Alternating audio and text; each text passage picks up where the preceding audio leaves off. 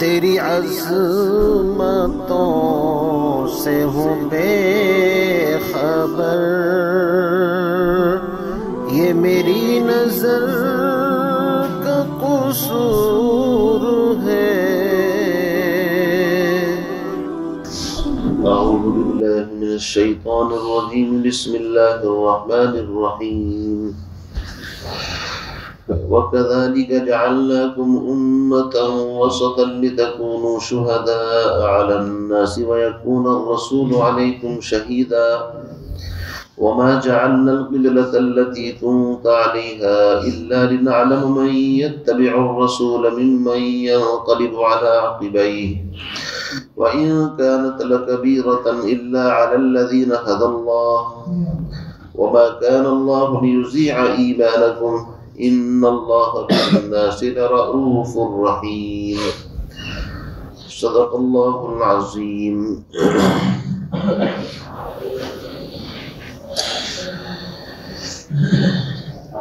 تحویل قبلہ، اس کا تذکرہ چل رہا تھا۔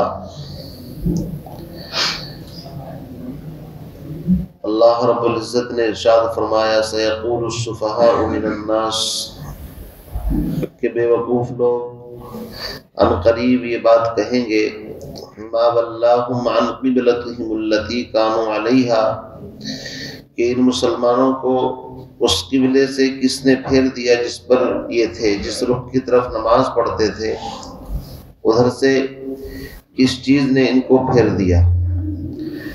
اے نبی آپ اس کا جواب دے دیجئے للہ المشرق والمغرب، مشرق ہو مغرب ہو یا اور کوئی سمت ہو، سب اللہ ہی کی ملکیت میں ہے، اللہ ہی ان کا مالک ہے۔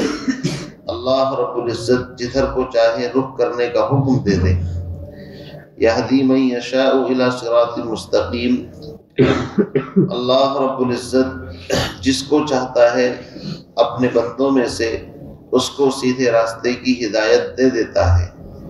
اس لیے پیغمبر علیہ السلام کو اور ان کی امت کو اور ان کے متبعین کو اللہ نے چاہا، اس لیے ہدایت کی اتباع ان کے لیے آسان ہو گئی۔ آگے فرماتے ہیں ابھی تحویل قبلہ کا ذکر چل ہی رہا ہے، درمیان میں یہ آیت جملہ معترضہ کے طور پر آپ اس کو کہہ سکتے ہیں، یعنی اس کا مطلب یہ ہے جیسے گفتگو کسی اور موضوع پر چل رہی ہو لیکن کوئی بات اہم ہو تو اس کو بھی درمیان میں بیان کر دیا جاتا ہے۔ آپ دیکھیے ایک آدمی اگر دسترخوان پر کھانا کھا رہا ہے بیٹھ کر کے، لیکن اگر اس کے فون کی گھنٹی بجنے لگے تو وہ کہتا ہے کہ لاؤ ذرا مجھے فون اٹھا کر کے دو، حالانکہ اس کا کھانے سے کوئی تعلق نہیں ہے، کھانا کھانا ایک الگ سبجیکٹ ہے، موضوع ہے، لیکن چونکہ وہ اہم چیز ہے اس کو پتا ہے کہ مجھے کسی کی کال آنی تھی، اس لیے وہ مانگ لیتا ہے کہ فون اٹھا کر کے دے دو۔ یہ اسی طریقے سے انسان کسی گفتگو کو خاص کسی موضوع کے اوپر گفتگو کر رہا ہو اور درمیان میں کوئی اہم بات ذہن میں آئے تو روک کر کے کہتا ہے کہ بھئی یہ بات بھی یہاں پر سمجھ لیں، کہیں ایسا نہ ہو کہ پھر آگے چل کر کے بات آپ کے سامنے نہ آ سکے۔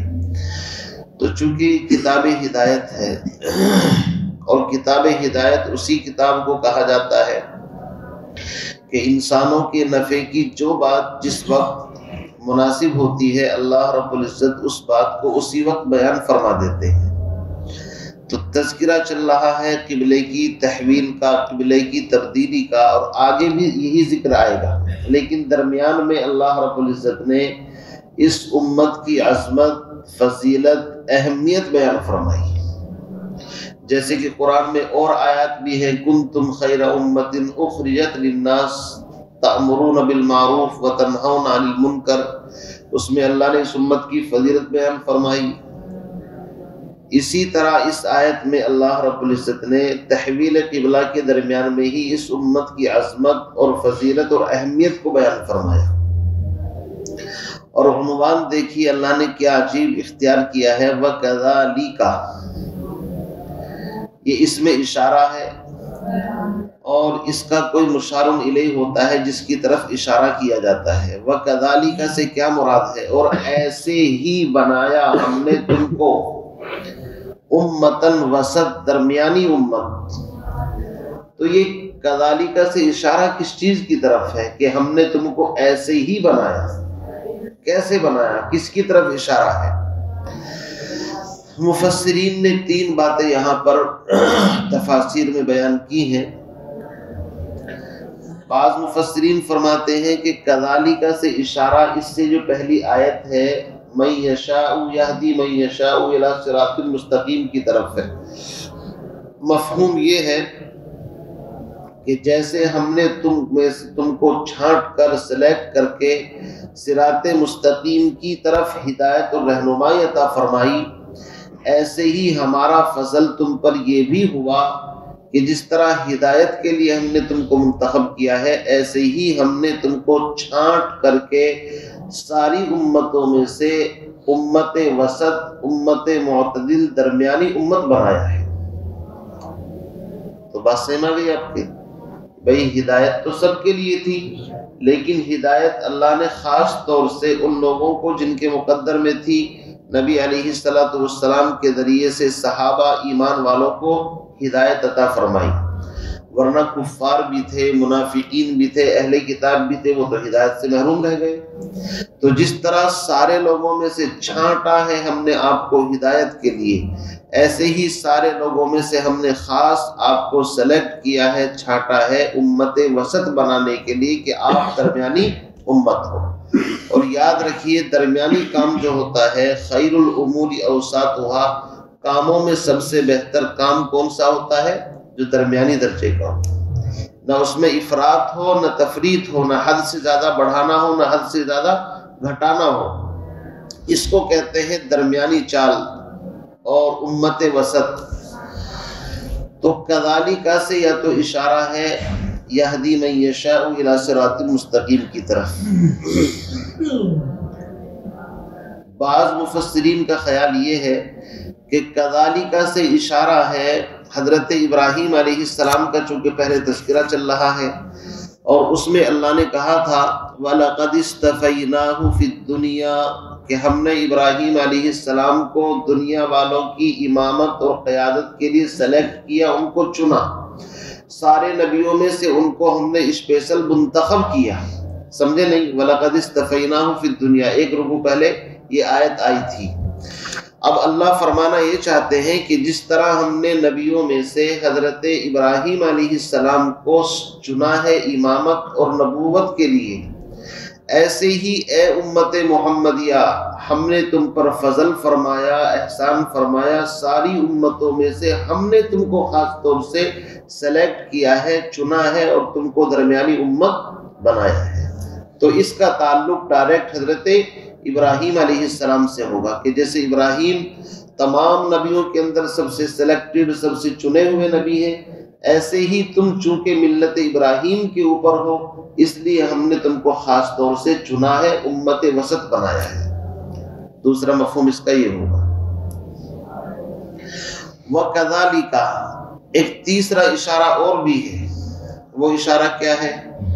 وہ اشارہ یہ ہے کہ جس طرح ہم نے ساری دنیا میں سے، ساری جگہوں میں سے چھانٹ کر کے جس جگہ پر خانہ کعبہ بنا ہے اللہ کا گھر، اس جگہ کو ساری زمین کا سینٹر اور مرکز بنایا ہے، وہ جگہ ساری جگہوں کے درمیان سب سے درمیانی جگہ ہے۔ یاد رکھیے خانہ کعبہ جو ہے وہ زمین کے بالکل وسط اور بیچ کے اندر ہے۔ اگر آپ وہاں سے چاروں طرف زمین کی پیمائش کریں اور آپ کے پاس ناپنے کا کوئی آلہ ہو تو زمین کا سینٹر کہاں نکلے گا؟ بتاؤ بھائی، جہاں پر خانہ کعبہ موجود ہے۔ تو اللہ بتانا یہ چاہتے ہیں کہ جس طرح ہم نے زمین کے اندر درمیانی حصہ وہ جگہ بنائی ہے جو مرکز ہدایت ہے، منبع ہدایت ہے، اور وہ درمیانی جگہ ہے خانہ کعبہ، اسی طرح اے امت محمدیہ ساری امتوں میں سے آدم سے لے کر حضرت عیسیٰ تک جتنی امتیں ہیں، ان تمام امتوں میں سے ہم نے تم کو چھانٹ کر امت وسط درمیانی امت بنایا ہے، اور امام قرطبی نے تو فرمایا ہے کہ اس کا مطلب یہ ہے کہ یہ امت انبیاء علیہم السلام سے نیچے ہے، لیکن باقی دنیا کے تمام غوث قطب ابدال جتنے بھی ہیں ان تمام سے اوپر کا درجہ ہے، اس لیے امت وسط ہے۔ امت وسط بڑی عجیب فضیلت ہے اس امت کی۔ فرمایا قیامت کے دن یہ امت ایک ایسے اونچے ٹیلے کے اوپر ہوگی کہ جس سے سب کو دیکھیں گے، جو اونچی جگہ پر ہوتا ہے وہ سب کو دیکھ لیتا ہے، اور ہر آدمی کی اس وقت خواہش یہ ہوگی کہ کاش یار ہم بھی ان میں سے ہوتے۔ آپ اندازہ لگائیے اس امت کی فضیلت، کاش ہم بھی ان لوگوں میں سے ہوتے۔ تو اللہ رب العزت نے اس امت کو درمیانی امت بنایا ہے، اور کسی بھی چیز کو ناپنے کے لیے جو مرکز ہوتا ہے سینٹر، اس سے اس کی نپائی کی جاتی ہے چاروں طرف اگر برابر ہے۔ مثال کے طور پر یہ میرے ہاتھ میں گھڑی ہے، اس گھڑی کے اندر آپ دیکھیں گے کہ 3 سوئی ہیں، 1 گھنٹے والی، 1 منٹ والی، 1 سیکنڈ والی، اور تینوں کی تینوں سوئی جڑی ہوئی ہے کہاں سے؟ درمیان میں، بالکل ایک دم جو وسط ہے اس کا ایک دم۔ کیوں جی؟ اب آپ دیکھیں گے اوپر کی طرف جو جہاں ڈبل نشان ہے وہ 12 کا ہوتا ہے، اس کے بعد پھر 1 2 3 4 5 ایسے کر کے 11، اور اس کے بعد پھر 12۔ یہ بیچ والی اگر بالکل اپنی جگہ پر ہے تو آپ چاروں طرف اس سے ناپ کر کے دیکھیں۔ کیوں جی؟ اگر بیچ والی کو ختم کر دے تو آپ کے پاس کوئی دائرہ بنا سکتے ہیں؟ آپ نہیں بنا سکتے۔ آپ نے دیکھا ہوگا کہ بچے چھوٹے چھوٹے اسکول جاتے ہیں تو ان کے پاس ایک پرکار بولتے ہیں، اس کو کیا ہوتا ہے جس سے ایک نقشہ بناتے ہیں، اس میں ایک بیچ میں سوئی ہوتی ہے نا، اور پھر پین لگا لیتے ہیں، تو بیچ کی جو سوئی ہوتی ہے اس کو وہاں لگا کر کے چاروں طرف دائرہ بناتے ہیں تو دائرہ بالکل ایک دم گول آتا ہے۔ تو وہ جو بیچ والی سوئی ہے وہ مین ہے، اسی سے آپ مرکز اور دائرے کو طے کریں گے۔ میرے عزیز بزرگوں بھائیوں، اللہ رب العزت نے اس امت کی حیثیت اسی مرکز اور سینٹر کی طرح بنائی ہے، جس طرح پرکار کے اندر مین سوئی وہ ہے کہ جس کی وجہ سے سب کے سب برابر آپ کو نظر آتے ہیں۔ اگرچہ یہ امت بعد میں آئی ہے لیکن اس امت کا حساب کتاب سب سے پہلے ہو۔ کیوں؟ اس لیے کہ یہ امت ساری امتوں میں سب سے افضل، سب سے درمیانی امت ہے، اور یہ میں نہیں کہہ رہا بھائی، آپ نہیں کہہ رہے، یہ تو اللہ کا قرآن کہہ رہا ہے۔ کون کہہ رہا ہے؟ اللہ کا قرآن، جس کی یہ کتاب ہے وَكَذَلِكَ جَعَلْنَاكُمْ أُمَّةً وَسَطًا، ہم نے تم کو درمیانی امت بنایا ہے۔ یہاں پر رک کر کے ایک بات سمجھ لیں، یہ سورہ بقرہ ہے، اور اس سورت کے اندر کتنی آیات ہیں بھائی بتاؤ؟ 286 آیتیں ہیں۔ کتنی ہیں؟ 286۔ اور 286 آیات کو اگر 2 حصوں میں آپ ڈیوائیڈ کریں تو کتنی بیٹھتی ہیں؟ 143۔ 143 ہے نا، 43۔ اور جو آیت ہم پڑھ رہے ہیں یہاں پر وَكَذَلِكَ جَعَلْنَاكُمْ أُمَّةً وَسَطًا، یہ آیت بھی 143ویں آیت ہے۔ کون سی ہے؟ سمجھ رہے آپ؟ یہ قرآن کی عجیب بلاغت اور فصاحت کہ بالکل عین درمیان میں، بلکہ آپ یوں کہہ لیجئے پہلے 42 ہے پھر اس کے نیچے 43، یہ دونوں کے درمیان میں آ رہی ہے۔ وقت آپ دیکھ لیجئے گا قرآن اٹھا کر کے 142، اس کے بعد میں وَكَذَلِكَ جَعَلْنَاكُمْ أُمَّةً وَسَطًا۔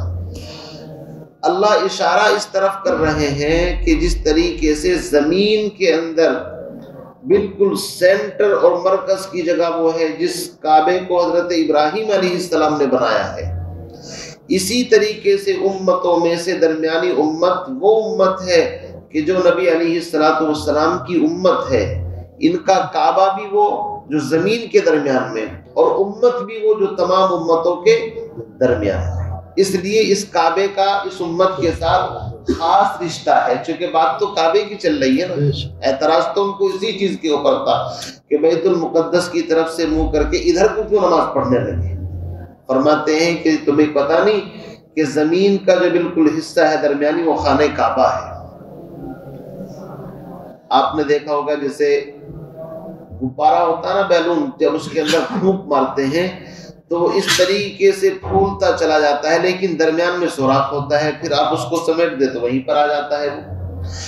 اسی طریقے سے زمین یوں سمجھ لیجیے کہ ایک طریقے سے یوں تھی، ایک نقطے کی شکل میں، پھر اس کو پھیلائی گئی چاروں طرف، ہے نا، تو وہ نقطہ جہاں پر تھا وہ خانہ کعبہ ہے، چاروں طرف پھیلتی چلی گئی۔ جب اس کو سمیٹیں گے تو پھر وہیں پر آ جائے گی، جیسے غبارہ جب اس کو ہوا نکال دے تو وہیں پر آ جاتی ہے۔ میرے عزیز بھائیو، اسی طریقے سے اللہ رب العزت نے جس طرح زمین کے درمیانی حصے کی جگہ پر خانہ کعبہ بنایا ہے جو انسانوں کی ہدایت کا مرکز ہے، سینٹر ہے، اسی طریقے سے آدم سے لے کر عیسیٰ علیہ السلام تک جتنی امتیں ہیں، دیکھیں قرآن میں ایک آیت آئے گی، ان مثل عیسیٰ عند اللہ کمثل آدم، عیسیٰ علیہ السلام کی مثال ایسی سمجھو جیسے آدم علیہ السلام کی مثال ہے۔ اللہ نے عیسیٰ اور آدم کا ذکر ایک ساتھ کیا، کیا مطلب؟ بتانا یہ چاہتے ہیں کہ ابتدا جو ہم نے کی ہے وہ اس آدمی سے کی ہے جس کا نہ ماں ہے نہ باپ، آدم علیہ السلام۔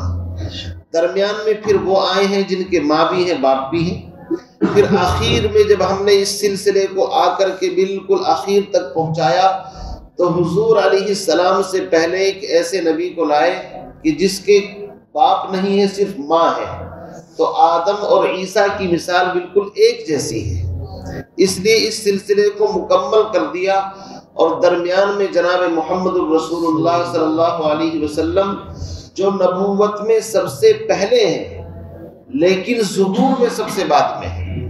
نبوت آپ کو سب سے پہلے ملی، اسی لیے حدیث کے اندر آتا ہے کنت نبیا و آدم بین الماء والطین، کہ اللہ نے مجھے اس وقت نبی بنا دیا تھا جب آدم علیہ السلام کا خمیر بھی تیار نہیں ہوا تھا۔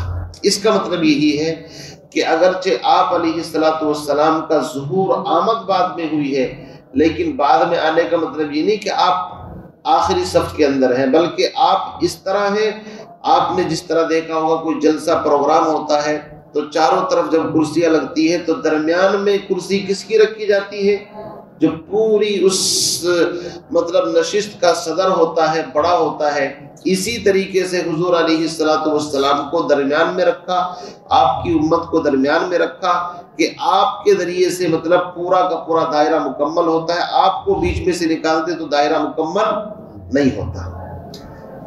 اسی لیے ہم کہتے ہیں ختم نبوت کی مہر لگی ہوئی ہے حضور اکرم صلی اللہ علیہ وسلم پر، اور سارے نبیوں پر آدم سے لے کر عیسیٰ تک مہر لگی ہے نبوت کی، تو مرزا قادیانی تو اس کے اندر کہیں داخل ہے ہی نہیں، اور جس چیز کے اوپر پارسل پہ اگر مہر نہیں لگی ہوئی ہے تو وہ معتبر نہیں سمجھا جاتا کہ بھئی یہ تو کسی نے ویسے ہی ڈال دیا، اس کو بھگاؤ یہاں سے۔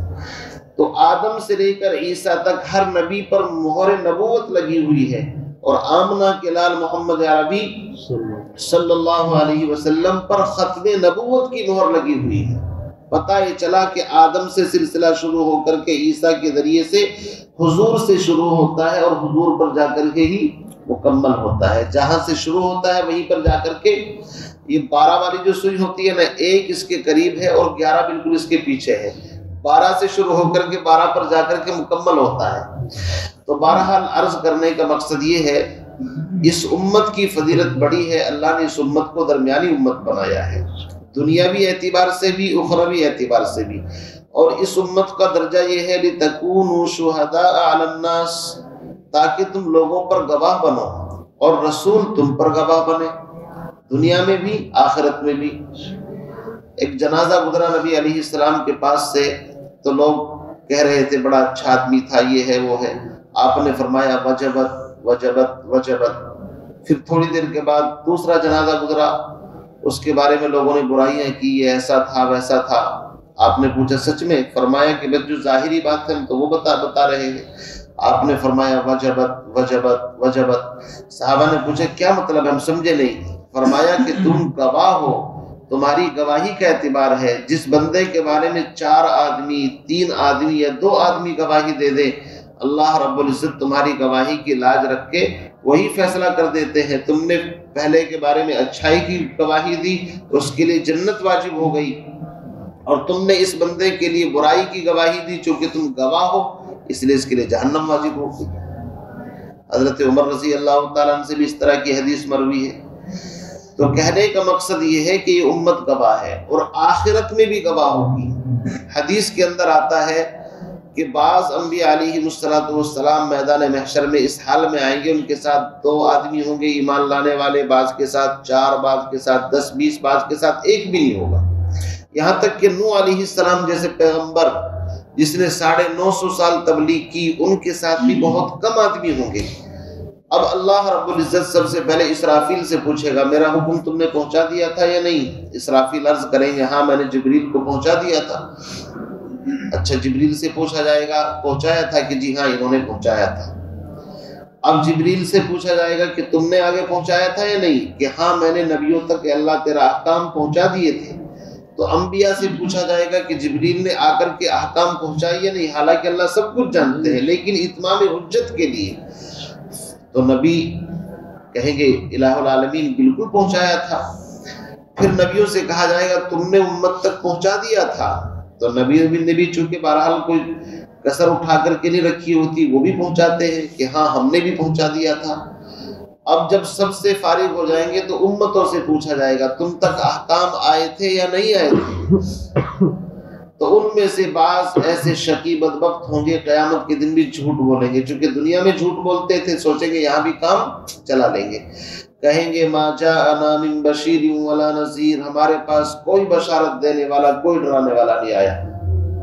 اب معاملہ پھنس گیا، چونکہ اللہ کی عدالت میں تو انصاف ہوتا ہے، اللہ جانتے ہیں جھوٹ بول رہے ہیں، لیکن دلیل سے ثابت کیا جائے ان کا جھوٹ کہ بھائی تم کہتے ہو تمہارے پاس کوئی آیا نہیں، ایک طرف میرے معصوم بندے ہیں نبی وہ کہہ رہے ہیں کہ ہم نے پہنچا دیا، تو گواہ طلب کیے جائیں گے، چونکہ البینۃ للمدعی والیمین علی من انکر۔ انبیاء علیہ السلام مدعی ہیں کہ ہم نے بات پہنچا دی، تو مدعی سے گواہ مانگے جائیں گے، گواہ پیش کرو۔ تو اس امت کی خصوصیت یہ ہے، اللہ اکبر،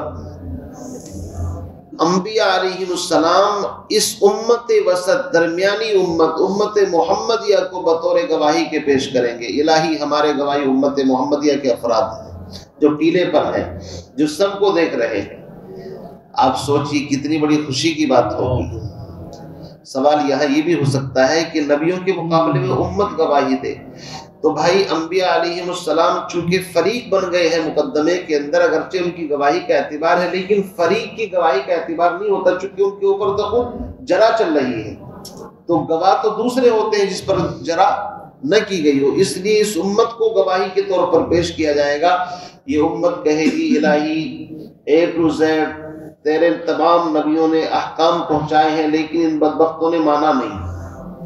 پھر جرا کی جائے گی ان کے اوپر، تم تو تھے نہیں، تم تو بعد میں آئے ہو، تم نے تو آدم علیہ السلام کا زمانہ نہیں دیکھا، نوح علیہ السلام کا زمانہ نہیں دیکھا، یہ نہیں دیکھا وہ نہیں دیکھا، تو پھر بن دیکھے گواہی کیسے دے رہے ہو؟ تو یاد رکھیے گواہوں کا دیکھنا شرط نہیں ہوتا، بس گواہوں کے پاس علم اور یقین ہونا چاہیے گواہی کے لیے۔ دنیا کی عدالت میں کبھی یہ نہیں کہا جاتا کہ تم اس وقت موجود تھے، وہ کہتا ہے جناب میرے پاس علم ہے، قرائن ہے، دلائل ہے میرے پاس کہ یہ کام اس نے کیا ہے۔ تو اب یہ امت کہے گی الہی ہمارے پاس ہمارے رب کی طرف سے ہمارے نبی کی ذریعے سے جو قرآن آیا ہے، ہم نے وہ قرآن پڑھا ہے، اس قرآن کے اندر صاف لکھا ہے کہ نوح علیہ السلام نے 950 سال تک تبلیغ کی، اس میں یہ بھی لکھا ہے کہ جو تیرا قرآن ہے کہ یہ لوگ پتھر مارتے تھے، یہ کانوں میں انگلیاں ڈالتے تھے، حضرت ہود، حضرت صالح، سارے نبیوں کے تو واقعات لکھے ہیں اس کے اندر، تو تیرا قرآن تو جھوٹا نہیں ہے نا، ہمارا تو یقین ہے کہ ہمارے نبی سچے، نبی پر نازل ہونے والا قرآن سچا ہے۔ جب اس طرح کی گواہی دی جائے گی اب ان کی دھجیاں اڑ جائیں گی جو جھوٹ بولنے والے تھے۔ پھر اللہ کے نبی صلی اللہ علیہ وسلم اس امت کے اوپر گواہی بنیں گے، الہی میری امت جو کچھ کہہ رہی ہو بالکل صحیح کہہ رہی ہے۔ اس کو اللہ نے یہاں پر فرمایا تم اپنی عظمت کو سمجھتے نہیں، تمہیں درمیانی امت بنایا ہے، اور لِتَكُونُوا شُهَدَاءَ عَلَى النَّاسِ، تاکہ تم لوگوں پر گواہ بنو اور رسول تم پر گواہ بنے۔ میں نے بتا دیا کہ آخر میں نبی علیہ السلام اس امت کی گواہی دیں گے کہ میری امت بالکل صحیح کہہ رہی ہے، تو تمہارے کہنے پر تو آخرت میں جناب فیصلے کیے جائیں گے۔ اپنی اہمیت کو پہچانو۔ تو یہ درمیان میں اس امت کی فضیلت آ کر کے پھر آگے وہی ذکر شروع کر دیا قبلے کا، وما جعلنا القبلۃ التي كنت عليها، اور ہم نے جو اس قبلے کو چینج کیا ہے یا تبدیل کیا ہے یہ اس لیے الا لنعلم، ہم جاننا چاہتے تھے، ہم تم میں سے تمیز کرنا چاہتے تھے، ممیز، یا اسی طریقے سے ہم تمہارا امتحان لینا چاہتے تھے۔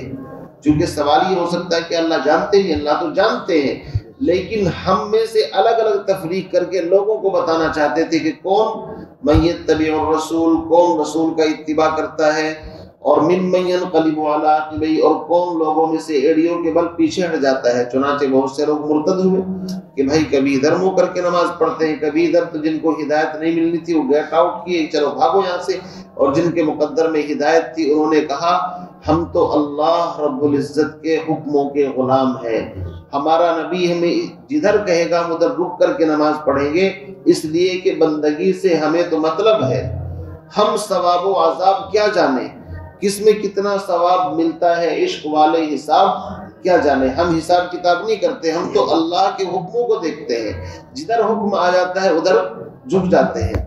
فرمایا وَإِن كَانَتْ لَكَبِيرَةً إِلَّا عَلَى الَّذِينَ هَدَى اللَّهُ، اگرچہ یہ حکم بڑا شاق اور بڑا بھاری ہے کہ انسان اپنے عقیدے پر بڑا مضبوط ہوتا ہے، اور عقیدے کی تبدیلی کہ کبھی یہ کبھی وہ بڑا آسان کام نہیں ہوتا، بڑا مشکل کام ہوتا ہے، مگر وہ لوگ جن کو اللہ ہدایت دے ان کے اوپر کوئی مشکل نہیں ہے۔